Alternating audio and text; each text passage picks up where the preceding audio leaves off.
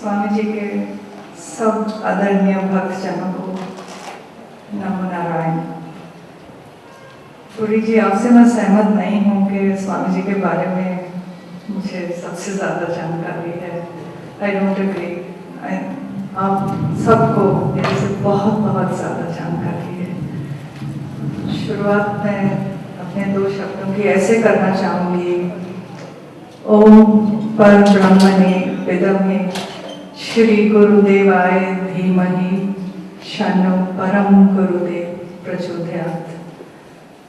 जो पार ब्रह्म परमेश्वर को जानते हैं, हम आज उस गुरुदेव को याद करते हैं कि वो हमें इसी सच्चे मार्ग और शुभ कर्मों में प्रेरित करते रहें। तो इस छोटी सी प्रार्थना से मैं आपसे दो चार बातें कहूँगी। स्वामी जी की जो पुस्तकें हैं, वास्तव में ये ग्रंथ हैं, इनको हम सिर्फ पुस्तक कह के ना छोड़ दें।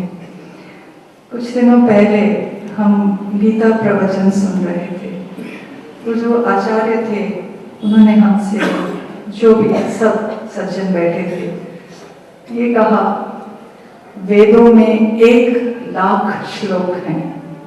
मुझे तो पहली बार मालूम हुआ कि हमारे वेदों में 1,00,000 श्लोक हैं, जिसमें 80,000 श्लोक जो हैं वो हमारे कर्मों या कर्म कांड से रिलेटेड हैं। 16,000 श्लोक जो हैं वो ध्यान उपासना से रिलेटेड हैं, और अंत के, जिसको हम वेदांत कहते हैं, 4,000 जो श्लोक हैं वो दर्शन या ज्ञान से रिलेटेड हैं। अब हम थोड़ा वेद से गीता में आते हैं। गीता के 18 अध्याय हैं। पहले 6 अध्याय जो हैं वो भी कर्म रिलेटेड हैं। हमारी एक्शन कैसे हो, निष्काम कर्म क्या है। बीच के 6 अध्याय ध्यान उपासना के रिलेटेड हैं, और आखिरी 6 अध्याय ज्ञान है। अब आप और करीब आए, स्वामी जी के पद्यावली देखें। उनके 3 कांडों में है, चर्या कांड, ध्यान उपासना कांड और दर्शन कांड।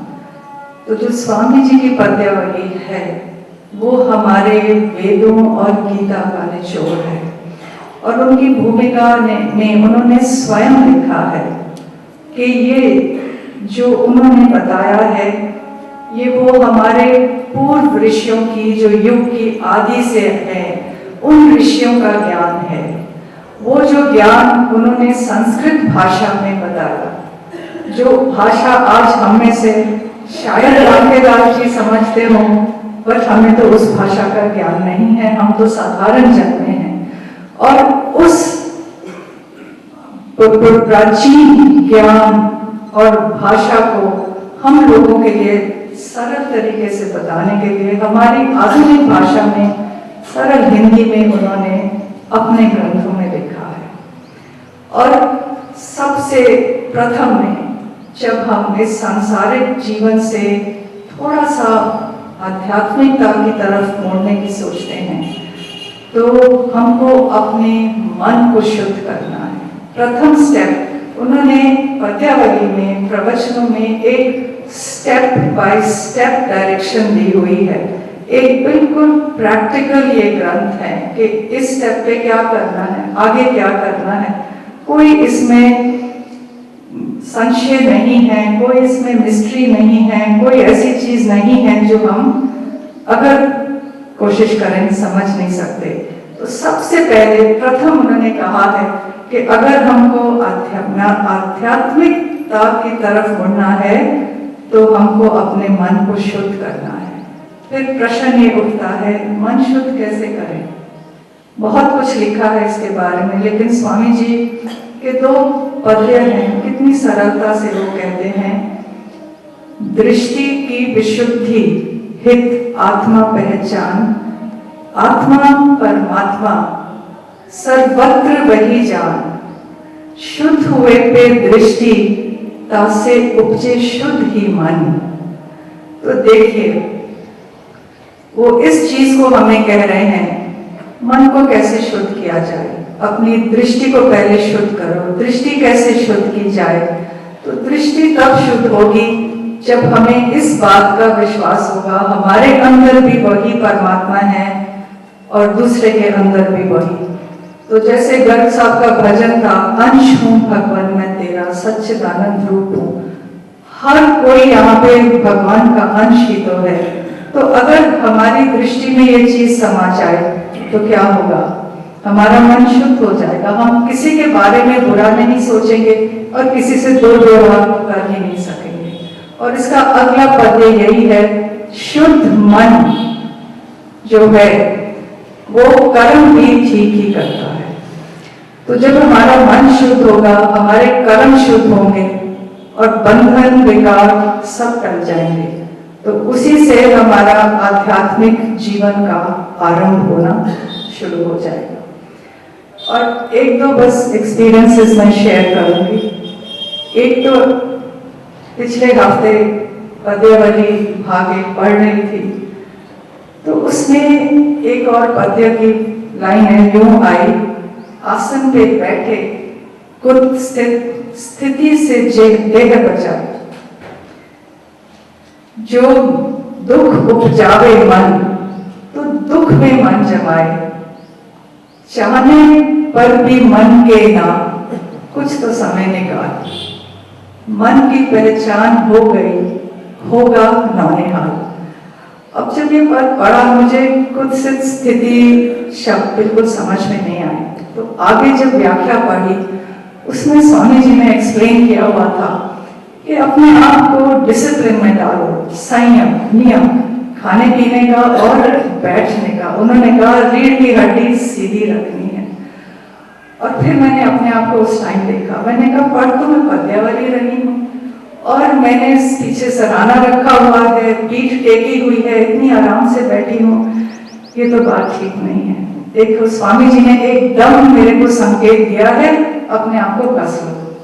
तो आज भी देखिए स्वामी जी के हम ये ग्रंथ पढ़ेंगे, हमारे लिए ही उनके उपदेश हमारे सामने आ जाएगा। ऐसे लगता है स्वामी जी फिर कह रहे हैं देखो ढिलाई तो अच्छी नहीं है।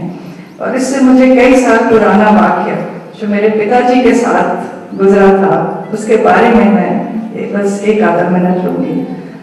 तो मेरे पिताजी दिल्ली में रहते थे। जब भी स्वामी जी कराला अपना चौमासा काटने आते थे, हर सोमवार मेरे पिताजी उनसे 1 घंटे की अनुमति ली थी और वो जाते थे प्रवचन सुनने।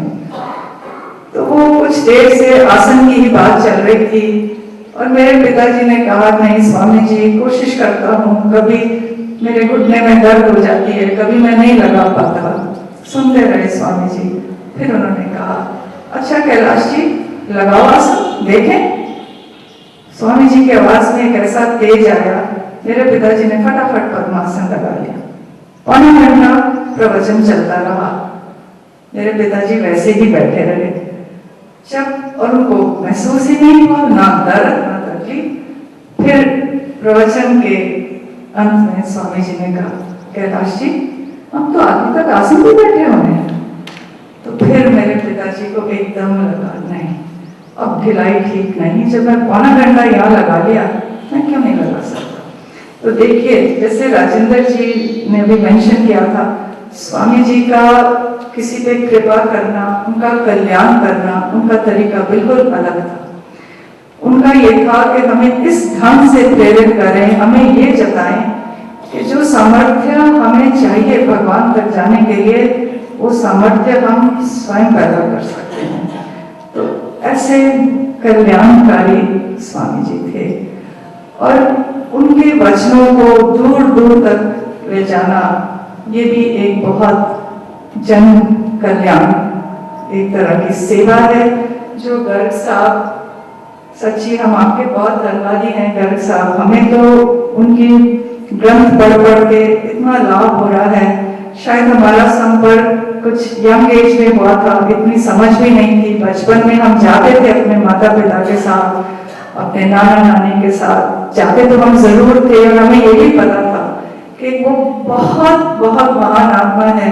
और मेरे पिता की आंखों में हमेशा मैं आंसू देखती थी जब वो स्वामी जी को याद करते थे और वो यही कहते थे बेटा ये अवतार हैं। इस चीज को जैसे जैसे तुम उनके ग्रंथ पढ़ोगे, उनकी वाणी को समझोगे, तुम्हें उनकी महानता का एहसास होता जाएगा।